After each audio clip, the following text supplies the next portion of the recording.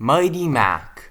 Skarloey had been at the quarry all week and was glad to come home to the sheds. His good friend Rheneas was there waiting for him. "Hello, Skarloey, welcome back," said Rheneas. "It's good to be back," he replied. "Now tell me all the news."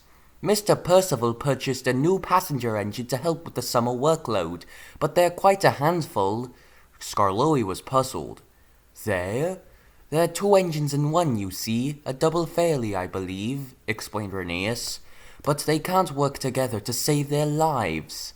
"I see," said Skarloey gravely.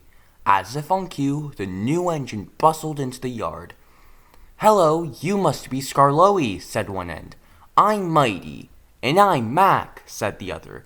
"And together we're Mighty Mac," they said in unison. "Splendid to meet you both," replied Skarloey. Just then, Mr. Percival arrived. "Good afternoon, Mighty Mac. Duke is busy today, so I would like you to take the picnic train to Lakeside Station." "Yes, sir," they whistled together. Mr. Percival walked away. "I'll be in front today," Mac declared. "You were in front yesterday," Mighty replied. "It's my turn today." "No, that was a few days ago." Skarloey and Rheneas glanced at each other as the two chuffed off, still arguing.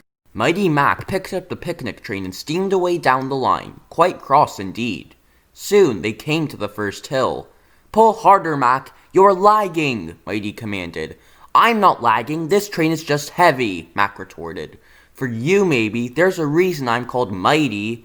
"Fine then, pull it yourself," Mac said, shutting off steam defiantly. Without Mac, the train slowed dramatically.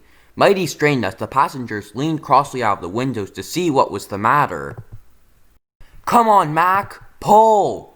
"Oh, I thought you were Mighty," Mac smirked. Mighty seethed quietly as they reached the top at last. Mac began to brake, but Mighty, eager to make up lost time, rocketed down the other side of the hill. "Slow down, Mighty, this is too fast," Mac called. "I wouldn't need to go this fast if not for you. We'll be late." The coaches were being bumped and bounced around as they rattled down the hill. Picnic baskets burst open and passengers fell out of their seats. Coffee was spilled and jelly donuts went flying. "Stop! Stop!" shrieked the coaches. At last, Mighty slowed down. Passengers with spoiled clothes shouted in the windows. "You've upset the passengers," Max scolded. "That wouldn't have happened if you hadn't stopped pulling. You still could have braked." Mighty was angry now. "You want me to brake? So be it." And he abruptly slammed on his brakes hard. The front coach bashed into Mac and bounced right off the rails. "You're a mighty fool," Mac said. "You've derailed the first coach." "You were the one who wanted me to brake," Mighty retorted. "Shut up, both of you!" roared a passenger, stepping out of the coach. The passengers were furious. Mighty Mac fell silent at last. The passengers began to lift the coach back onto the rails. Mighty Mac watched and listened as the passengers worked together. Soon, the coach was back on the rails. Mighty Mac puffed on, silent for the rest of the journey. When they got back to the shed, Mr. Percival was waiting for them. "You have caused delay and confusion," he scolded. "If you are to run on my railway, I expect you both to work together and not let petty arguments cause trouble. I hope you will work in harmony when you next come out of the shed." After Mr. Percival left, Mighty Mac was silent for a long time. At last, Mighty broke the silence.